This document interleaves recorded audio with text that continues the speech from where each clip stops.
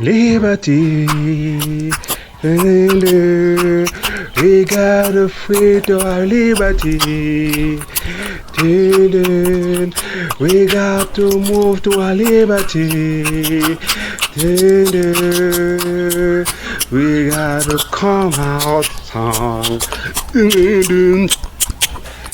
Oh God, the movement. We got to move to our liberty. Tu ne peux pas poursuivre deux lièvres à la fois. Tu ne peux pas poursuivre deux lièvres à la fois. Oh,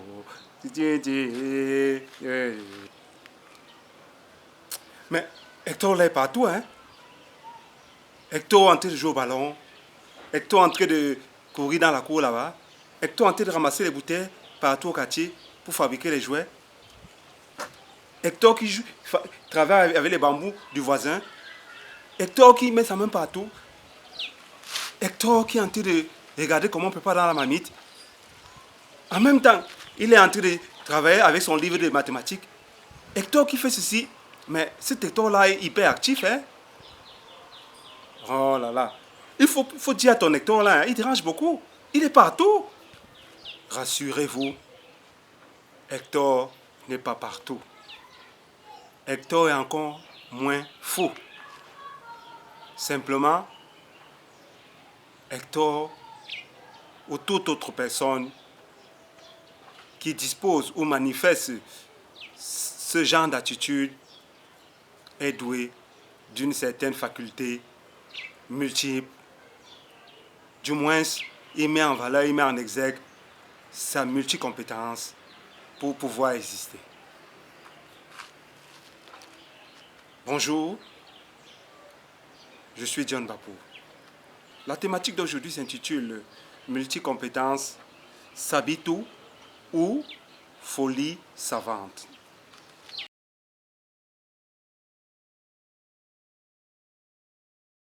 Eh oui,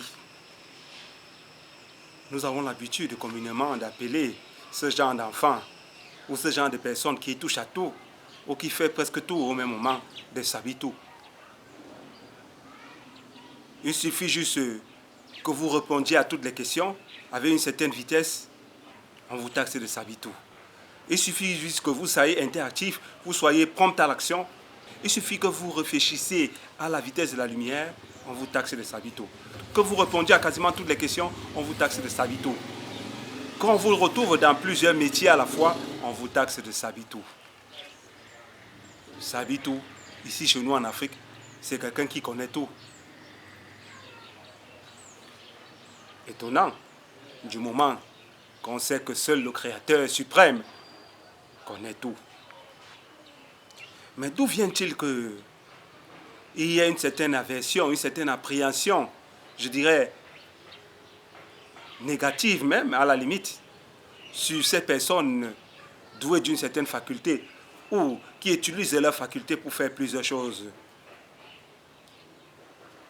Est-ce simplement de l'ignorance ou est-ce un manque d'habitude ou encore une certaine culture du travail, de l'efficacité qui manque à l'Afrique, qui manque à une majorité de personnes africaines? J'irai même plus loin. Est-on obligé d'être multicompétent pour s'en sortir dans le monde aujourd'hui? Voilà quelques questions qui seront brossées par cette thématique en quelques points. Nous allons simplement vous parler de cette thématique de la multicompétence en partant du regard social, puis des prémices ou de la genèse du concept même de multicompétence. Ensuite, nous allons parler de la multicompétence, de ses avantages et de ses limites. Nous allons enfin essayer de nous projeter dans l'avenir pour voir s'il est même utile de continuer à utiliser ce terme de multicompétence, de continuer à manifester cette multicompétence dans le monde actuel. Oui, la société africaine et même mondiale, par extension, a peur des personnes multicompétentes. On les taxe de tous les noms.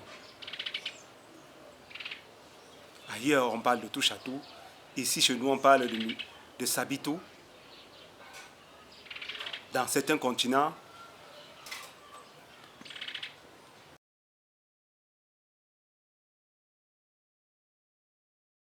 difficile pour des gens qui manifestent une certaine faculté de s'exprimer de nos jours.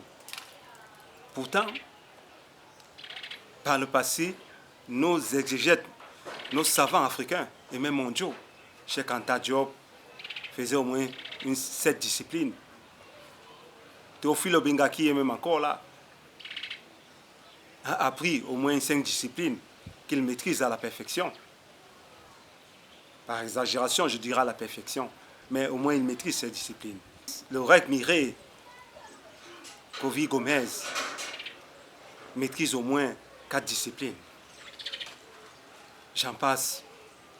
Et oui, il fallait être un érudit par les temps passés. Mais de nos jours, cette notion d'érudition, cette notion de multicompétence est prise avec beaucoup de pincettes, est prise avec beaucoup d'a priori, parce que la société a peur de ce qui lui est différent. Mais aussi parce que la société semble ignorante des avantages de la multicompétence. Nikola Tesla, Cheikh Anta Diop, comme je l'ai dit, et beaucoup d'autres savants ont simplement manifesté leur multicompétence. Tout homme est doué d'une faculté de multicompétence. Que ce soit le cerveau gauche ou le cerveau droit, l'idéal est de mettre en branle nos facultés, de les utiliser au moins à 10% pour voir de quoi est capable l'humanité. Pas forcément dans le sens de certaines prouesses qui tendent à transformer l'homme en robot, mais il s'agit d'améliorer notre vécu et de manifester une partie infime, mais ô combien importante, de cette puissance en nous. Je dirais donc pour finir cette partie que le regard social est, du moins non favorable pour l'instant, aux personnes douées d'une certaine multicompétence. Cela du fait de l'ignorance, mais aussi d'une culture de la multicompétence qu'il faille instaurer, je ne dirais pas systématiser, mais qu'il faille progressivement instaurer pour amener le monde à mieux capitaliser.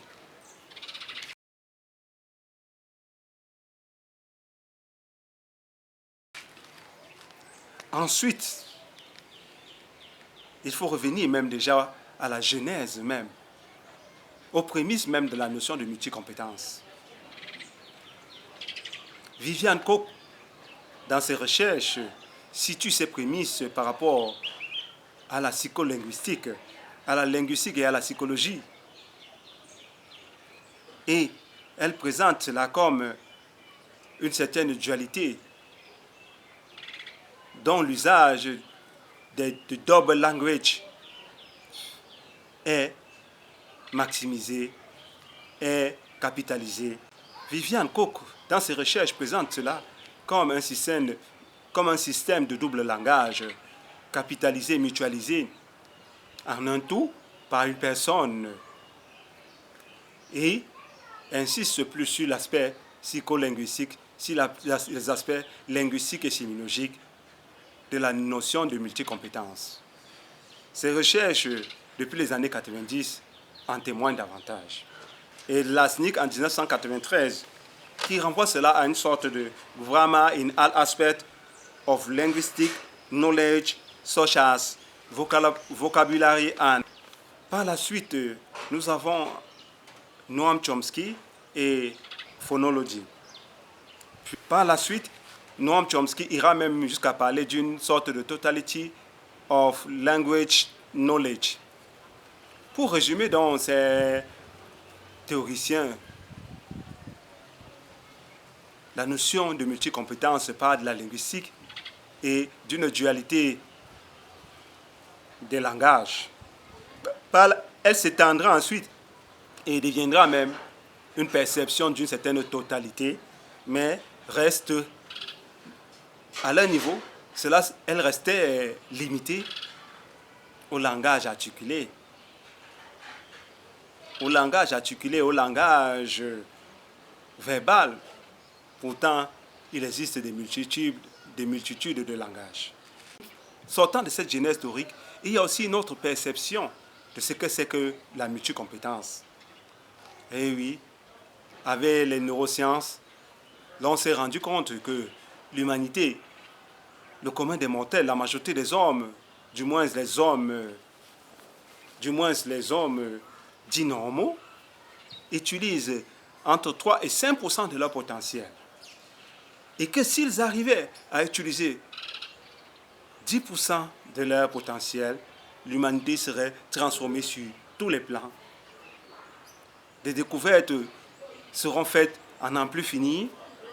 Bref, s'ils doublaient ces bancs, s'ils passaient simplement de 3 à 6, ou, pour exagérer, à 10% de leur potentiel, l'humanité en sortirait grandie. J'insiste, si ce potentiel est bien orienté. Donc, la genèse et les prémices de la notion de multicompétence sont réorientées de nos jours et rapprochées à une notion qui est celle de l'efficacité, de l'efficience, de la performance. Comment atteindre donc la performance? Comment arrêter de fustiger, de fusquer ces enfants qui ont du génie, ces enfants qui sont hyperactifs, ces enfants qui sont un peu partout? Comment arrêter de fusquer nos enfants et faire révéler leur potentiel?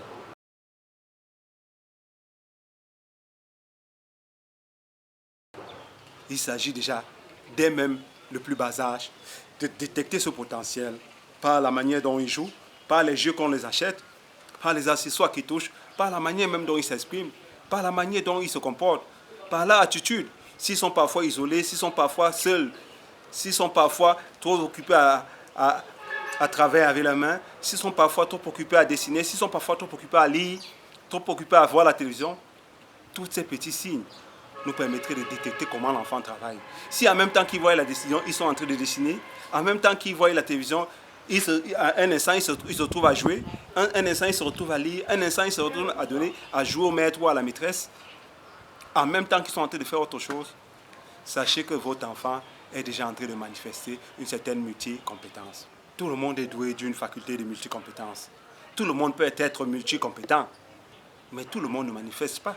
Tout le monde ne fait pas usage de ces facultés, car cela demande des efforts, cela demande la patience, cela demande la concentration.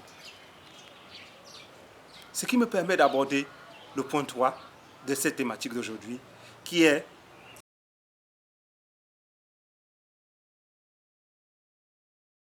les avantages et les limites de la multicompétence. Et oui, la multicompétence a beaucoup d'avantages. Est-ce que vous savez que sur les 10 hommes les plus riches de la Terre, les 7 premiers manifestent leur multicompétence? Tenez par exemple Elon Musk. Il est dans l'aérospatiale, en même temps il est dans les voitures, en même temps il est dans les énergies renouvelables. Et toutes ces sociétés, il les a créées il y a plus de 20 ans. Il travaillait parallèlement sur telle société, sur telle société, sur telle autre société. Que dire du génie en puissance qui est Jeff Bezos? Pendant qu'il créait dans son garage sa société Amazon, il l'a multiplié en 4 ou 5 filiales. Et après de nombreux échecs, il est revenu à la charge. Et il a multiplié des filiales et des filiales, à telle enseigne à tel point que Amazon est en train de devenir un mini-monde dans un grand monde. Amazon est en train de devenir tout un monde à part, avec tous les services disponibles. Comment comprendre qu'un seul homme puisse y arriver à faire cela? C'est vrai qu'il ne l'a pas fait seul, mais il a manifesté sa multicompétence. Je ne parlerai pas de Facebook et encore moins des autres milliardaires. Mais je finirai par une des personnes qui n'est peut-être pas dans le classement des 10 premiers, mais qui est dans le classement des premiers au niveau africain. Dangote. Comment comprendre qu'un homme qui n'est pas atteint même une licence puisse être dans tous les secteurs en même temps? Comment comprendre qu'il puisse être dans divers secteurs, l'énergie, le pétrole, l'agroalimentaire, la science, et bientôt même, il est en train de projeter comment se lancer dans l'aérospatiale. Vous me direz, oui, ce n'est pas lui, ce sont des ingénieurs. Mais à la base, il y a quelqu'un qui pense ces projets. Lui aussi, comme les autres, il est en train de manifester sa multicompétence. Et oui, la multicompétence n'est pas la faculté de faire tout au même moment, mais de faire plusieurs choses parallèlement. Cette définition résume en quelque sorte les limites que nous pouvons aussi avoir à être multicompétence. Car la multicompétence fatigue le cerveau. La multicompétence amène même à vieillir. Car il faut s'organiser pour faire parallèlement plusieurs choses. Comme on dit souvent, il est difficile de faire deux choses en même temps, de poursuivre deux lièvres à la fois. Oui, il est vraiment difficile de faire deux choses à la fois. Le français est précis à ce niveau, car à la fois veut dire au même moment. Ça, c'est la limite principale des multicompétents. Non seulement cette faculté de faire plusieurs choses parallèlement fatigue énormément le cerveau, mais en plus, elle amène à être médiocre parfois. Quand on n'arrive pas à exceller dans plusieurs domaines parallèlement, parce qu'on veut faire en même temps, on veut balayer la cour, en même temps qu'on est devant la caméra, en même temps qu'on s'occupe de la marmite au feu. Oui, vous me direz que nos mamans sont multicompétentes, puisque c'est ce qu'elles font tous les jours. Oui, elles le font tous les jours. Elles sont effectivement multicompétentes à un certain niveau, mais elles ne font pas tous ces travaux au même moment. Pendant qu'elle est devant la marmite, elle n'est pas sur la cour. Pendant qu'elle est sur la cour, elle n'est pas devant la télévision. Pendant qu'elle est devant la télévision, elle n'est pas au marché. Chaque chose singulièrement.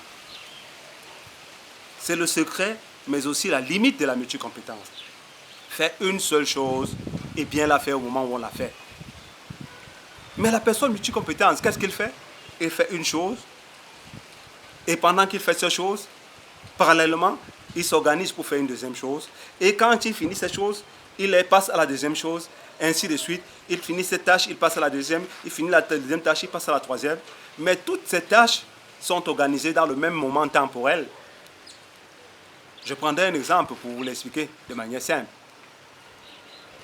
Un homme multicompétent peut décider en une journée de faire 4 activités. Il rédige sa présentation, il va faire une interview, il joue 30 minutes avec les enfants du voisin ou ses enfants, il prend 1 heure pour sa famille et enfin, il prend 30 minutes pour lui-même, pour une certaine introspection. Pourquoi pas 1 heure au final pour faire un certain compte rendu, un certain résumé de sa journée. Cela équivaut environ à 4 ou 5 heures. Mais ces 4 ou 5 heures sont faits de manière synchrone. Il ne fait pas tout ça au même moment. Il fait telle tâche, il passe à telle autre, il passe à telle autre, il passe à telle autre. Et à la fin de la journée, il a fait 5 activités, mais il a excellé dans au moins 3 des 5 activités, puisque la perfection est difficile à atteindre. Je finirai mon propos en nous interrogeant, en interrogeant nos consciences.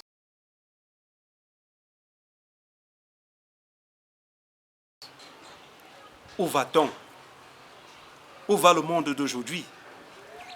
Un monde qui refuse sciemment ou bien par ignorance, d'utiliser la multicompétence pour exceller, qui peut faire la médiocrité à tout vent.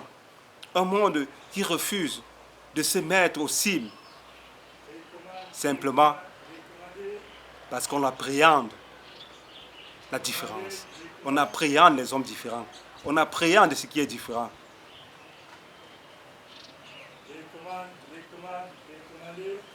Je nous exhorte, je vous exhorte, frères et sœurs du monde entier et d'Afrique, à aller vers la multicompétence, à mieux nous organiser, à mieux manifester nos différents talents pour permettre au monde futur d'être un monde meilleur.